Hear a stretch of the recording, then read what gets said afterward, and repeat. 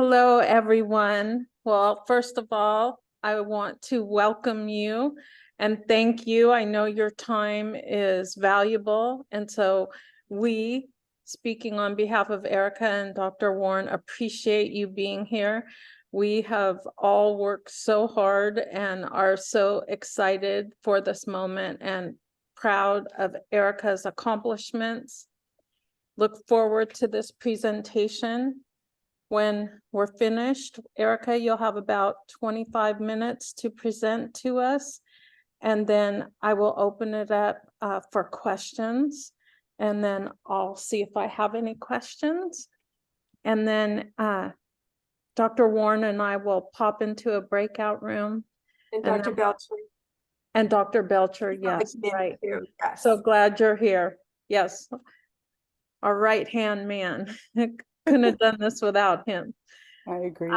I'm a little nervous. I'm just so proud of Erica and like in awe at the same time. You know, it was 81 weeks of this, as you all well know.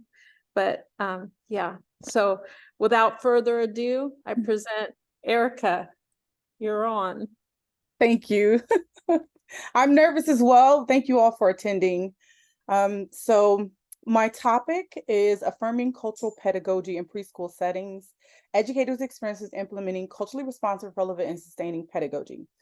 Just a brief introduction of myself. I've been in education, early childhood education, for about 14 years. I have worked all over the world in different settings. And next slide, please. Which brings me to why this topic. I chose this topic because as an educator, I firmly believe that culture is the key to unlocking students' academic potential. Culture helps them acquire the skills necessary for their growth and development, and it builds relationships that bridge the social connections from home to school and school to home. I was taught as a child in the public school system where in the classroom, there was a void of my culture. And as I became older and interested in culture, I realized my struggles as a child could have possibly been linked to a lack of cultural relevancy, which brings me to the topic of my study, affirming cultural pedagogy in preschool settings, educators' experiences implementing culturally responsive, relevant, and sustaining pedagogy. This disclosure, from here on out, I'll be calling culturally responsive, relevant, and sustaining pedagogy CRISP, because it is a crisp topic. It's very relevant. It's very fresh.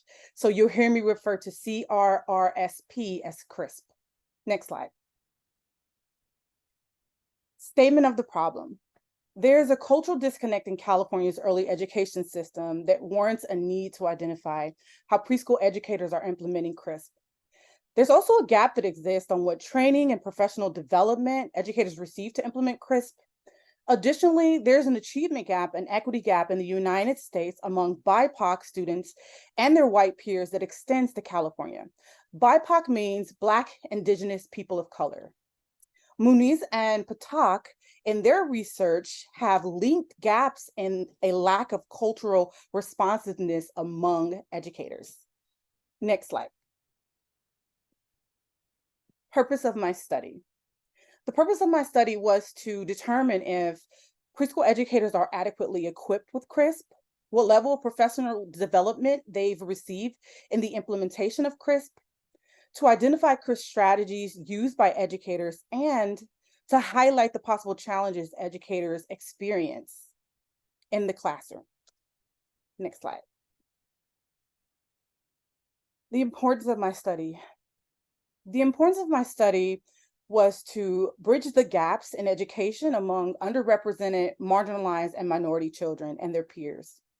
Gay, Latin Billings, Holly, Goldie Muhammad, and other scholars have researched these demographics and ideas.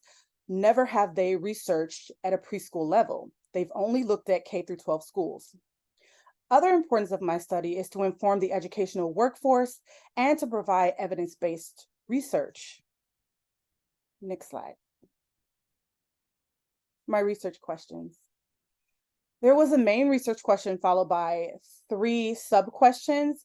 The main research question was, what are educators' experiences implementing CRISP in preschool classrooms? What kind of professional development and training have they received to be able to implement this pedagogy?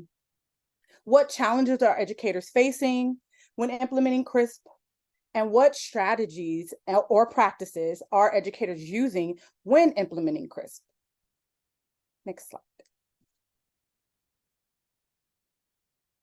Type of study. My study was a qualitative case study. I used 10 participants. Do we skip a slide? No, I used 10 participants. The data collection method was triangulation. The research method was homogeneous sampling and snowball sampling. And I used the thematic analysis, which out of thematic analysis emerged 4 themes along with 12 sub-themes. Next slide.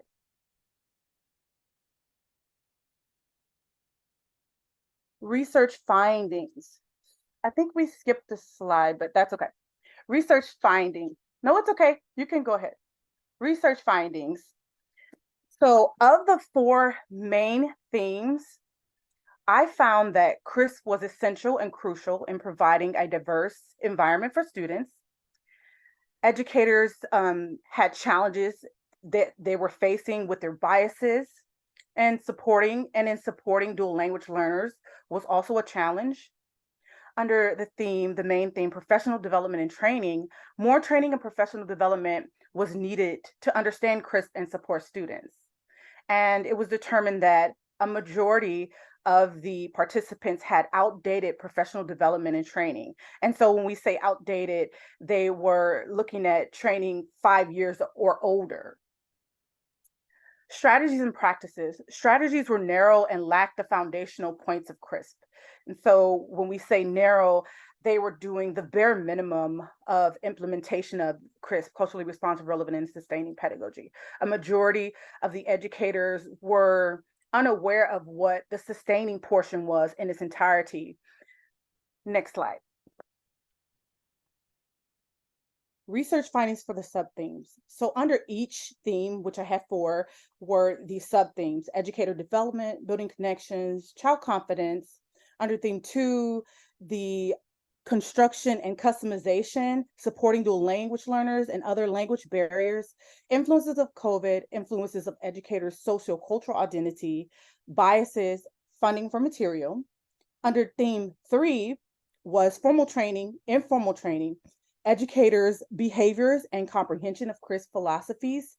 And then theme 4, there were no sub-themes, but it is theme 4 is strategies and practices. Next slide. Hold on one second. Jody, would you mind, can you just try clicking the little slideshow icon down below and see if we can get that bigger? There you go. Great. Thank you so much. Okay.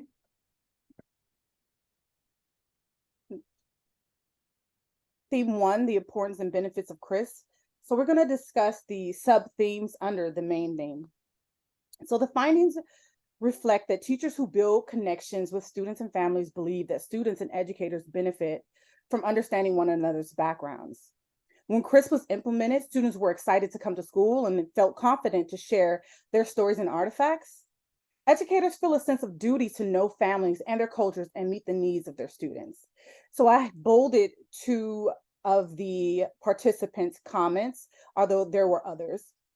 One of the participants stated, "I think it is needed for today's society because we have so many blended cultures around us."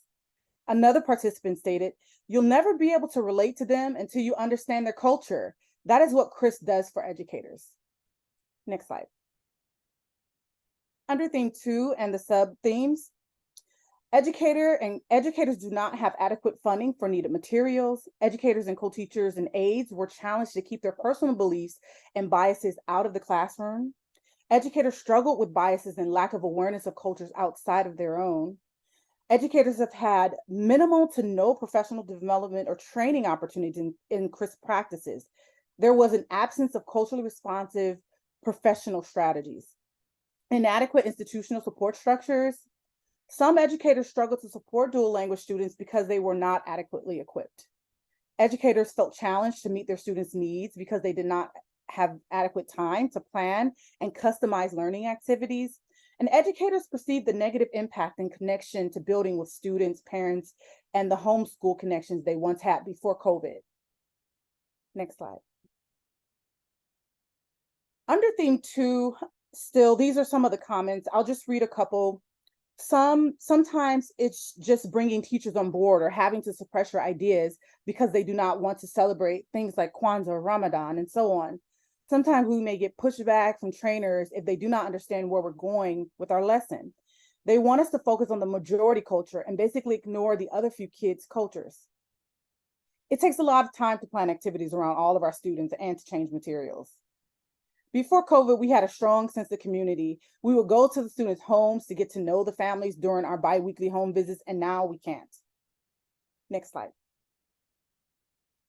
Under theme 3, professional development and training, sub-themes, educators do not perceive themselves as having enough training opportunities for ongoing professional development to support them in adequately implementing and maintaining culturally responsive teaching practices. Educators have to search outside of their schools to find culturally responsive training and professional development opportunities to support their CRIS teaching practices. And educators have had minimal to no professional training opportunities for CRIS practices. So to highlight a few of the comments from the participants, all the training and coursework I've had was from my college, or I looked up specific topics online that I was interested in and signed up. I usually just Google what I need to know. Next slide. Theme 4, strategies and practices. Educators were not implementing CRIS strategies in the intended way. They were using minimal implementation strategies based on their understanding of what CRIS meant to them. I pair students from different backgrounds together to play bingo and help them get to know each other. I asked students to bring a family photo or something about their culture into the classroom to have an open discussion. Next slide. Implication. I'm so used to saying implementation. Implication. Now that we discussed the findings, we'll talk about the implications for theory and practice. This study implies that CRIS is essential in building relationships throughout the classroom and exposing educators to cultural relevancy. Educators' professional development and training programs must be more routine to support educators in implementation and engaging students from various backgrounds. This also implies that educators need more CRIS training and professional development to connect students' cultures to academic content. Also, it was found that educators' biases can significantly impact the standards educators set for their students.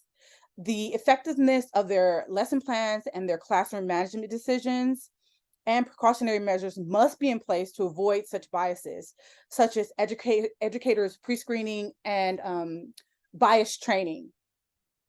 Training English-only educators on common phrases in other languages could help them connect to the families they serve and build connections among students.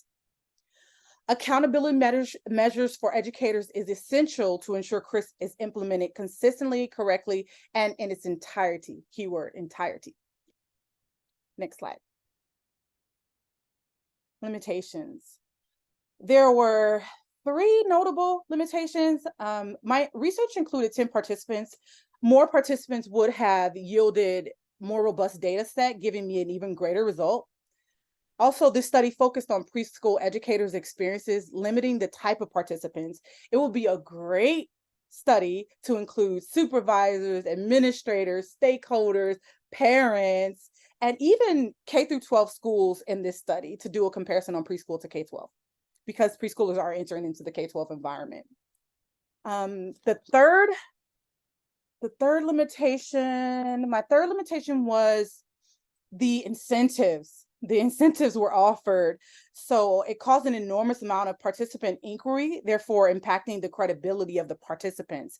I had to employ a secondary pre-screening method, which I had all of the educators email me from their work emails, and we would communicate back and forth that way, just to ensure that they were actually working at these the district schools, preschools. Next slide. Recommendations for research. I have lots. My recommendations for research would be to research preschool programs that consistently offer CRISP training and professional development consistently. Another recommendation would be researching preschool programs that have successfully implemented CRISP and include student academic achievement data. So if they're implementing it, let's look at the data. Let's see where they started and see where they're at now. And lastly, to research with a larger sample of preschool educators implementing CRISP within a diverse classroom. So a larger sample is needed. Next slide. Thank you for your time. I'm now open to addressing any questions you may have. Thank you, Erica. Such a wonderful study. I want to open it up and start with Dr. Warren. Do you have any questions for Erica? First of all, I want to say well done, Erica. That was such a whirlwind. You went, my head is spinning with all the information. Nicely done. Thank you. Thank you. Thank you. I have a few questions. Okay. First of all, I wanted to ask you about the strategies that you found. That was one of your research questions. What did you learn about some great strategies, or what was it that in general that you got from this answering that research question? So in general, I found that a lot of the educators were using, and it's included in my study, were using some of the protocols from Desired Developmental Profiles, Ecker's Environmental Rating Scale, CLASS, which looks at the environment. And this is how they're trained when they come into the preschool environment. So a lot of them were using those protocols to follow guidelines. Although it doesn't specify that it is culturally responsive, relevant, and sustaining, they look at it as diversity and inclusion. So a lot of the educators were implementing these practices. They didn't know that it was culturally responsive. They just thought it was diversity driven because it is required, it's a state requirement to operate a preschool classroom. A lot of them had the same strategies. They were doing cultures around the world. They were implementing toys from different vendors, including dolls of different ethnicities. They were putting posters on the walls to represent cultures, but not specifically representing the cultures that are inside of the classroom, representing cultures from around the world. So I think that, well, no, I know based on the data that they were doing the protocol. They were following protocol instead of actually customizing. Well, some of them were customizing around the cultures in the classroom, but it wasn't every single culture in the classroom. It was the majority. Gotcha. And, I forgot to mention that CRISP is a term that you've come up with and developed, and a concept that you've developed. And it has the word sustaining in it, if I'm not mistaken. Yes. And can you go ahead and just very briefly share the concept of CRISP as compared to diversity and inclusion? So the concept of CRISP, it's meshing culturally responsive, relevant, and sustaining pedagogy. Geneva Gay, Gloria Ladson-Billings, and Sami Alim and Django Paris. So it's meshing all of their theories together instead of keeping them separate. We're meshing it all together for the preschool environment, which is why I named it CRISP, because it's a crisp environment. These students are new, they're fresh, they're just learning about school. This is their first experience. It's preschool in that very structured setting. And so when you compare it to diversity and inclusion, or multicultural education for that matter, it's saying that you're putting students in the driver's seat. You're giving them the keys to their own development while also sustaining who they are as a person, not changing who they are as a person. We're adding to them. And we're also allowing them to be free to speak their mind, to express themselves without correcting them, but adding to their repertoire. Love it. So the CRISP is actually now turns the control to the student. It turns the control to the student. Where the culture, what they need for the culture, and how that helps to develop their own personal self-identity. Correct. Nice. Very beautiful. I would like to take you back to slide 7 real quick, please.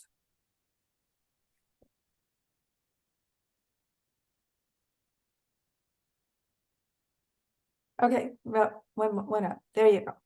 So I just want to kind of drill down into your methodology a little bit. Okay. Okay, great. So when we say case study, your case was, what would you say that was the boundaries of your case? The boundaries of my case Yeah, study, like who was your case? it was preschool educators. They had to have been teaching in the classroom for at least 1 year. They had to have been teaching in California, and Okay, of course in the preschool setting. great. And then for your data collection, how did you collect your data? I used thematic analysis and triangulation. So I did. So I'm talking about collection. How did you Oh, collect? sorry. I used pre-screening survey. I did interviews via Zoom. I also did a oh, what is it called? Oh yeah, that survey, right? Yeah, I named it something else last minute. I did the educator survey rating scale. The rating scale. So we Yeah. had the educators rate themselves Mhm. as far as their CRISP practices were concerned. So there was the interviews, the rating scales, the pre-screening survey, and there was another one. That's good. So tell me about what you got from the educator, the rating scale. What did you learn from that from your participants? With the rating scale, I was Tell surprised. us tell us what it asks. I forgot. So the rating scale asked, it was to gauge to see what if these educators were actually implementing culturally responsive, relevant, sustaining pedagogy, and if they were, how would they rate themselves? So Okay, as what we kind were, of so example of questions would be, what's an example of a so one of the question on that? questions was, how do you get to know the families that are Okay, coming into your program? gotcha. How Okay, well do you get to no, I'm sorry, do you get to know the families in your okay, that are coming into your program? And they would say agree, not right, agree, great. disagree. And So what so did you learn? I learned that a lot of them had no idea what culturally responsive, relevant, and sustaining pedagogy was.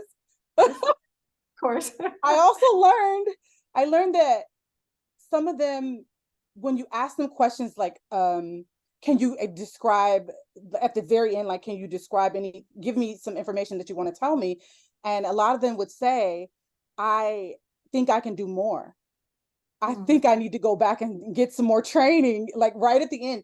If I could put a number on that without looking at my paper, I would say 90% said, I need more training because right. I'm doing all of this, but it just seems like I need to do more, or I had no idea what I was doing. Beautiful, beautiful. Great, thank you. I just wanted a little clarification on that. I appreciate it. Great. So, Dr. Jody, I don't have any other questions. Erica, thank you so much. Thank you. Okay, so at this time, I would like to open it up to Dr. Belker to see if he has any questions. Oh, I've got a couple, believe it or not. Hi, Dr. Um, Erica, thank you very much for your presentation today. I appreciate that.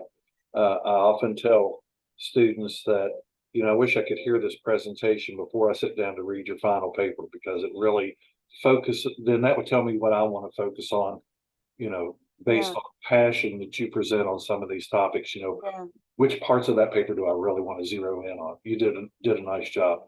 Thank you. You did mention in your paper, and I think you just mentioned a moment ago, that many of your respondents were carrying out some of these activities without knowing that this is what they were called, or that there was a theory behind it, and that they had learned to do these things in their college days, in prep for becoming a teacher. Yes. Thinking about that, if you were to offer training tomorrow for this group of participants or any group of teachers, what's the most important thing that you would put into that training?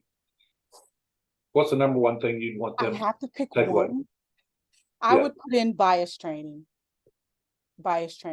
anti-bias training. It's important to really understand ourselves before we can understand someone else. And they're going into the classrooms, and everything about us impacts student development and who they are. So I think that bias training is the first step Okay, to good. helping educators address some of the issues that may get in the way when they're implementing and teaching the students. All right, that sounds very valuable. As you talked with the folks that you interviewed, did you find out anything about the school's administrative support for providing this kind of instruction to our students? Several things. I found out several things. So, of the several things, a lot of the supervisors and administration were apprehensive because their mind focused on the idea of critical race theory. They compared culturally responsive, relevant, and sustaining to critical race theory, and so they were scared of it. They didn't even want to deal with the words, right? And then I also found that because of a lack of funding, they're like, I can only send 2 of you to this training.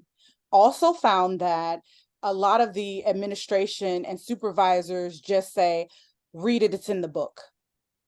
You went to college, right? Read it, it's in the book. So those were some of the findings. Okay, very good. And then you mentioned there that there are some schools that are offering this training, some preschools that are offering this training. Or you had a recommendation to research preschool programs that are. Do those schools exist? And do you know where they are? After doing my research, I found a couple of schools down in San Diego. They're charter schools. So yeah, it was kind of sparse and with districts, with the school districts. So okay, very good. One final question, then I'll leave you alone for a little bit. oh, no, Looking at all of this from this point of view and looking back over everything you've done over the last couple of years, what would you do differently? not cry so much. I'm just kidding. I'm joking. Oh, Hey, we've all been there. Don't worry about it. you know what? I don't look at regrets. I think that everything that I've experienced has led me to this moment. And so I wouldn't do anything different. It's all a learning process. And so I learned there's some things where I'm going, I can't believe I did that, or wow, it's been a long journey, but it's gotten me to this moment and I'm grateful. Very good. Thank you. Thank you. Okay. I just want to say one thing. When Dr. Fernandez said 81 weeks, that's including all our classes, right, Jody? No, I think that was our dissertation classes. We went through 9 rounds of 9 weeks. I've been here Oh. 5 years. Oh, Yeah. I thought You it know was just what? here. Okay. We kept going back and forth, and those tears, I think Erica and I shed some together, and I would be like, we are going to get through this. You are We going get it to done. get through this. I promise you, the revisions will stop, but it'll be worth it all. That was the challenge. Yeah. That was the challenge. The revisions. You send in 15 pages and you get 3 back. I'm just kidding, not 3, but when you get them back, you're like, really? Dr. Stewart, do you have questions for Erica? Sure. Thank you, Erica, for letting us be here today, and appreciate your enthusiasm as usual for your topic and the passion that you have for your study. Yes. I'm super curious. Multiple folks have stolen my question, but I do have 2. One is, was there anything in the literature that surprised you, and or was any of the literature demonstrating an impact in K-12, not early childhood as much? Like, are there researchers in the literature that you could steal from K-12 world? Like, are they doing it better than early childhood?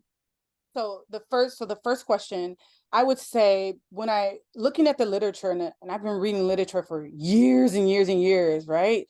So before this study, I never thought to look at historically, like how far this goes back.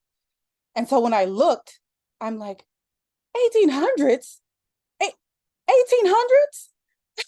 That was a shock for me. It was a shock for me. So that was one of those aha moments.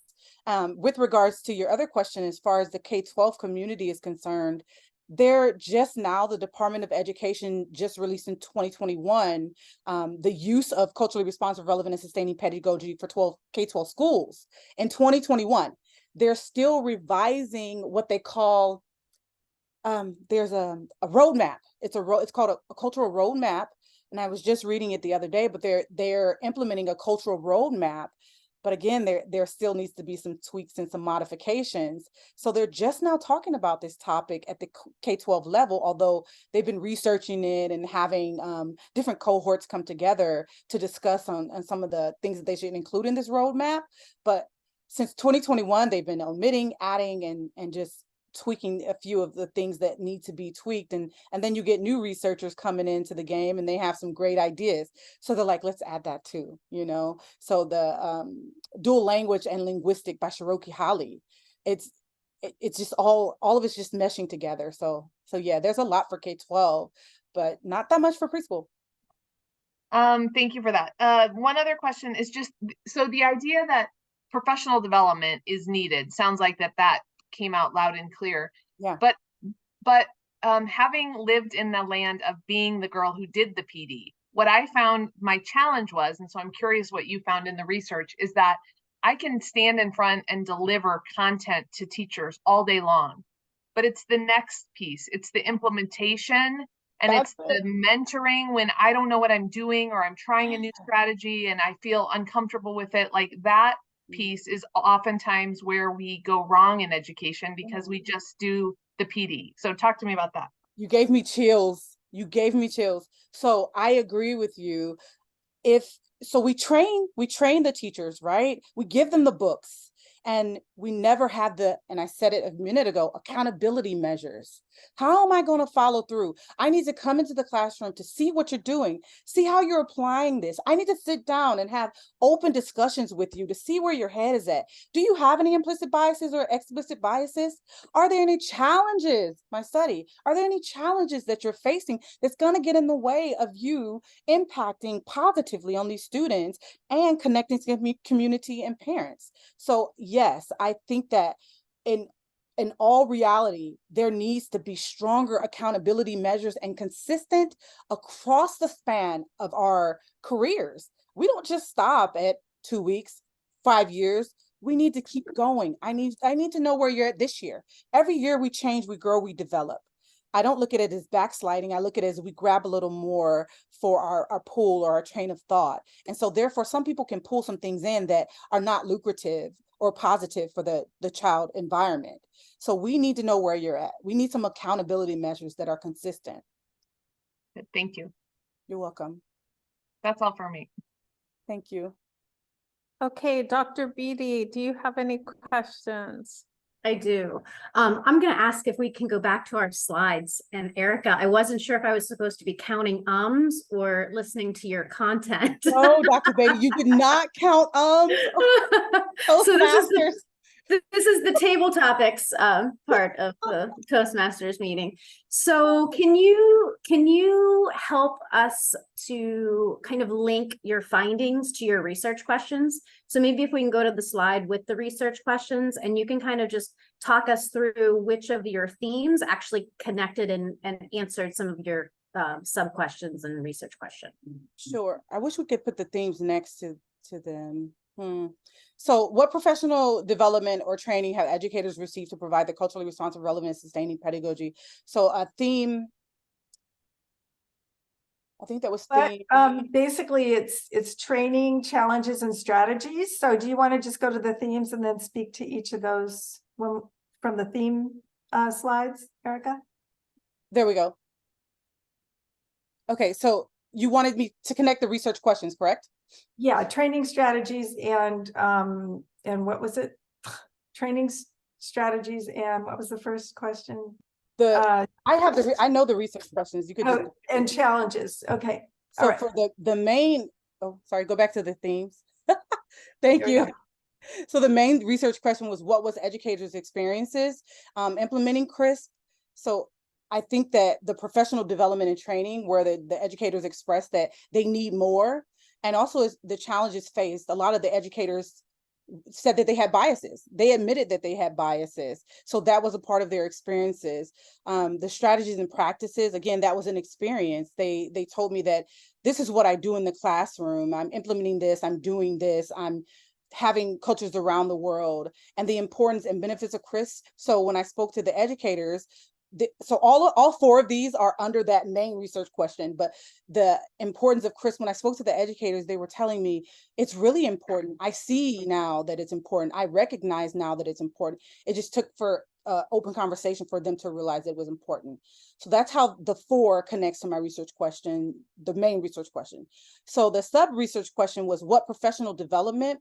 That falls under the professional development and training. So again, the findings, we were saying that they need more training and professional development, and most of the training was outdated. A lot of them 5 years or more, some of them none. Some of them were actually, and I didn't include it because it was a lot, but we had teachers, lead teachers in the classrooms who were relying on teachers who have been there 20 years to teach them. So that was part of the professional and developing sub-question 1, under sub-question 1. Sub-question 2 was what challenges educators are facing. So again, that falls under the challenges faced by educators, the biases, and supporting dual language learners.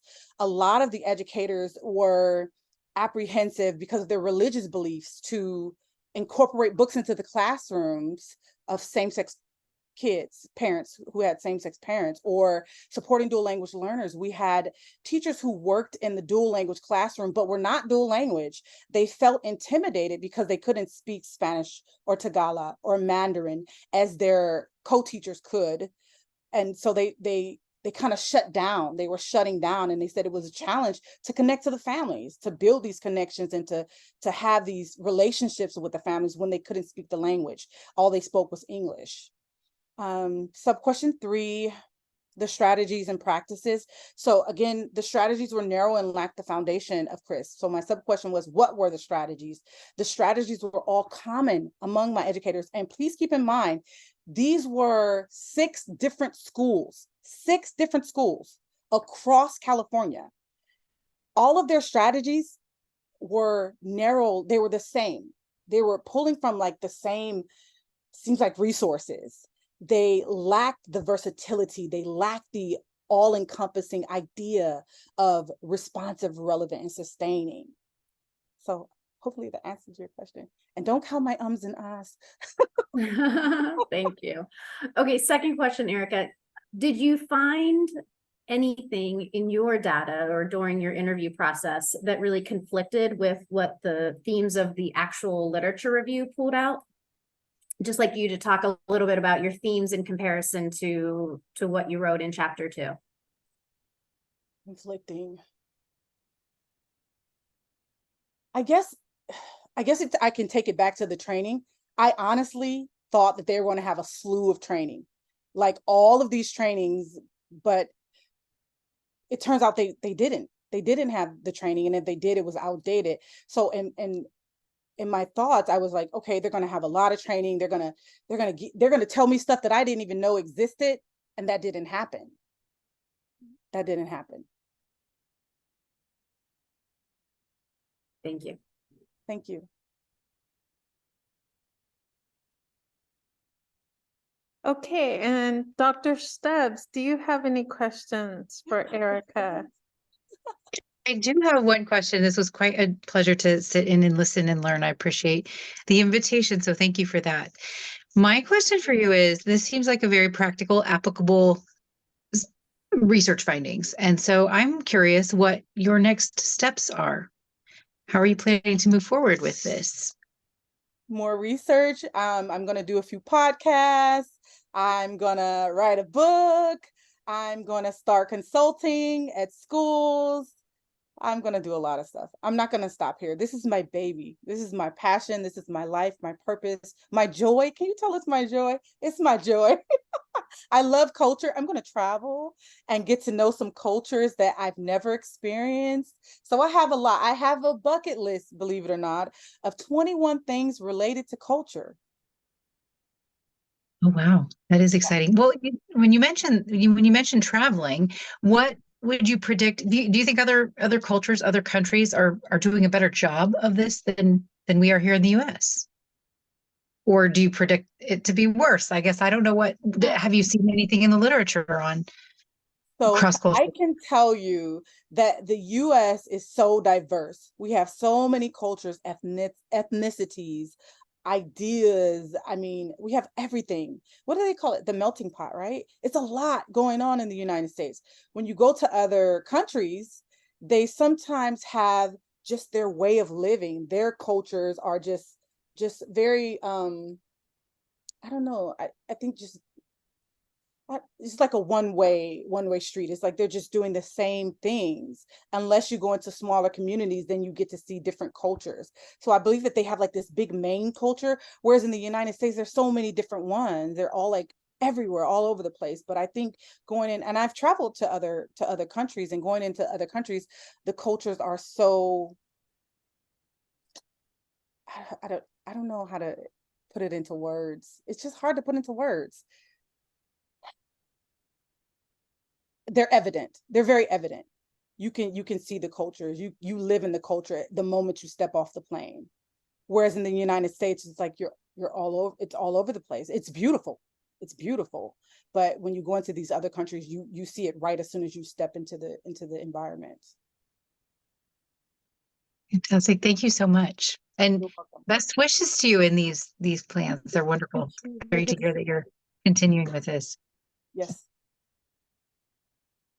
Okay, well, like Dr. Warren said, she went first. Many of you asked questions that I had written down to ask. I guess the joy of being the last one to ask questions, but I do have one really important question, and Dr. Warren alluded to it. She asked it, but I'm going to ask it a little bit differently.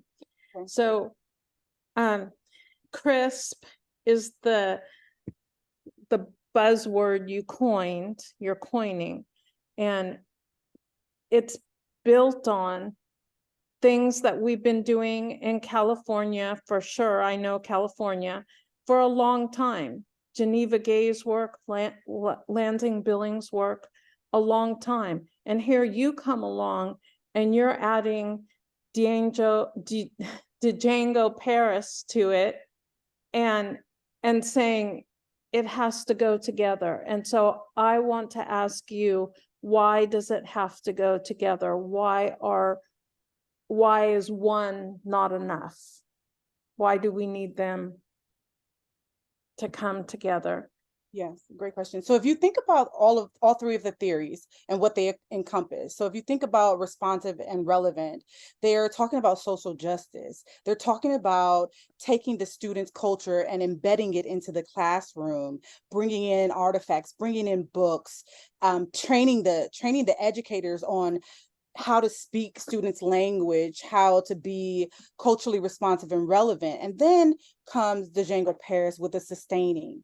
So if we look at historically, if we look at how the education system is revamped these last few years, we're telling students, you're going to learn this, here's the textbook, here's the protocol, here's your itinerary for what you're learning in the classroom. But what we aren't doing, which is what Django is saying, is sustaining who they are and taking, it's kind of like differentiating instruction, taking who they are and meshing it into the classroom, accepting it, not changing the teacher, but accepting who they are and not trying to modify how they talk, letting them grow and develop at their rate. That's sustaining them, sustain their cultural values, because if you can identify with who I am as a person or who I am as a child, you'll reach and teach me, which is what Django is saying. He's saying, instead of us giving them these books and this lesson plan and say, do it like this, write it like this, build these blocks like this, stack them like this, we're saying, show me what you can do. And then once we see what you can do, we say, I can build on this, instead of, let me change it. Let me change that. No, you got to build it like this. Did you see what little Bobby just did? Do it like little Bobby did. Or the world is used to you building like this. So do what they tell you to do. So Django is saying, we're not changing, we're sustaining. So on one of your slides, and I don't know which one right now, but I wrote down what you had stated, but there's an underlying belief, which is what ties CRISP together. Do you remember what that belief is? It's that students and educators benefit. What do they benefit from? Yeah, I think there was two things that I said during that time. I said that the educators all said that they would benefit from it, and also that they believe it's necessary with the diversity that we have in the world and the diversity that comes into the classrooms. So it's not just for students, it's for educators as well, because their culture is in the classroom as well. A lot of times we ask the teachers, you're wearing 2 hats, take that hat off when you come into the classroom. Well, there are some things that are under that hat that we need out of that brain. So I would say that in talking to the participants, a lot of them felt that they had to muzzle who they were, or they couldn't be who they were.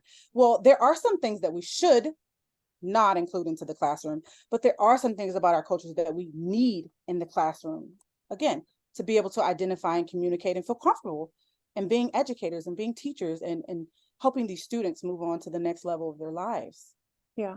So I think what I'm really hearing you say, Erica, is that, and it goes back to Dr. Stewart's question about PD. How do you get into the mindsets of the teachers? Because you can teach content, but you can't teach putting it into practice. That's something that has to be an intrinsic motivation. So in education, we say like, our collective knowledge, it's why we have a committee, our collective knowledge, we're better together than we are any one of us by ourselves. And so I think what I'm hearing you say in this, Chris, and correct me as I'm wrong, that this belief is that when we acknowledge one another's backgrounds, students and educators benefit at deeper levels by understanding one another's backgrounds rather than dismissing and leaving something out. Yeah. Do I have a good understanding of that? Yes, and then there's more. So I don't need you to just acknowledge. I don't need you to just accept it. I don't need you to accept it. I need you to see the end goal. The end goal is about the students. I'm not asking anyone to change. What I'm asking you to do is have that teacher mindset to incorporate the things that need to be incorporated for this student. It's like role play, right? We're role playing in the classroom. If I've seen a few videos in the literature and reading things, and some of the teachers go, I've never heard hip hop music before until I had a student in my classroom who came from Puerto Rico. And I'm like, Puerto Rico, hip hop girl, wow. And so the teacher was like, I had to listen to it. And she said, he never spoke when he came into the classroom. And she said, and when he came in, I played a song and I started dancing and he laughed. And she said that broke the barrier. So we're not asking you to just acknowledge, to just incorporate. We're asking you to be open to changing your train of thought, because you're raising little kids up into a society where they go out and they impact the world. Well, thank you, Erica, so much. This was very enlightening today. I'm not quite sure the protocol. I have the breakout room ready to go. We're and going to it'll- go in a breakout room, but Yeah, and I have Dr. Fernandez and Dr. Belcher and me. And then do we dismiss everyone else, or do no, they? everybody hang stays, out? they hang out. We won't Okay. be long. And Okay. yeah, in just a minute, you two go ahead and click join. Thank you. We'll be right back with you all. Okay, thank you.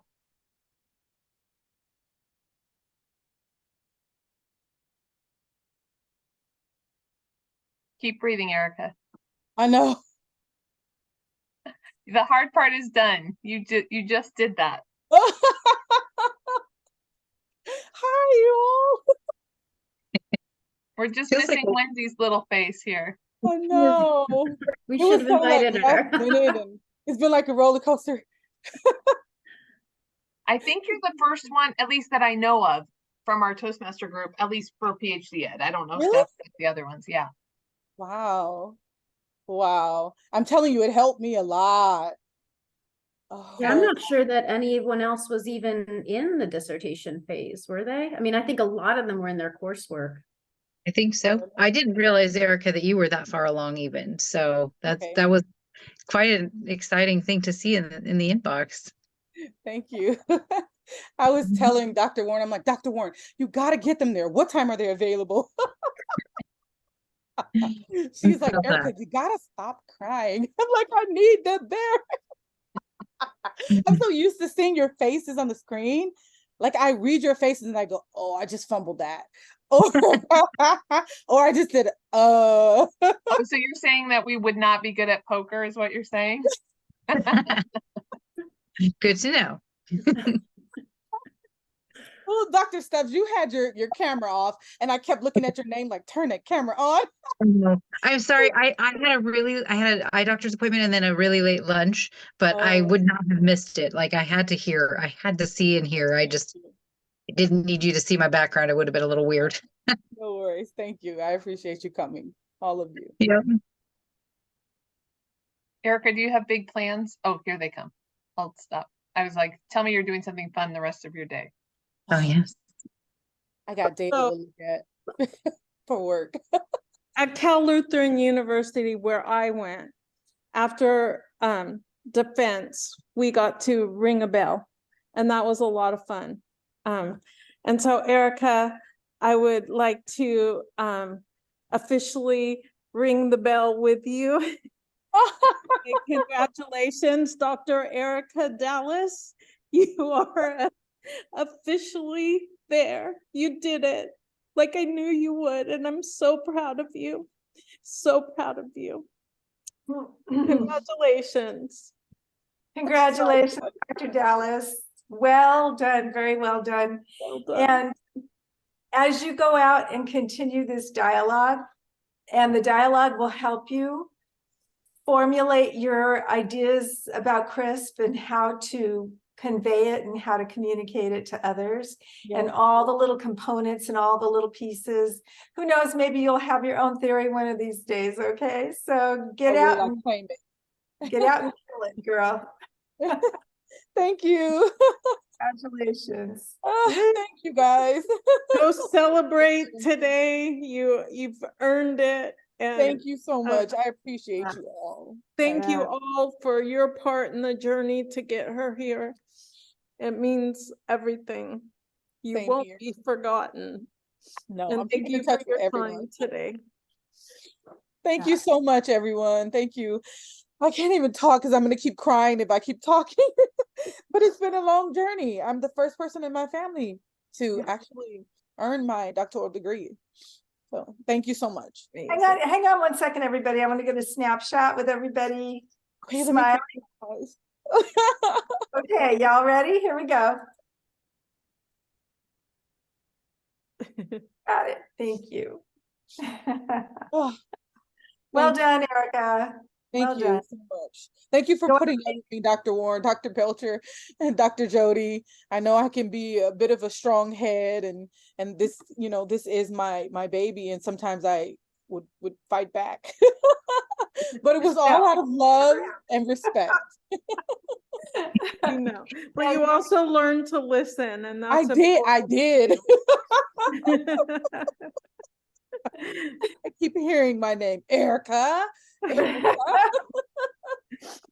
Yes, go- Erica, but save that for later. Yeah. Yeah, very true. Okay, go celebrate, and then Thank you. get out there and make UAGC proud. I Okay? will. I guarantee that. Go, Thank girl. you, everyone. Have a beautiful day. Thank you. Congratulations. Thank you.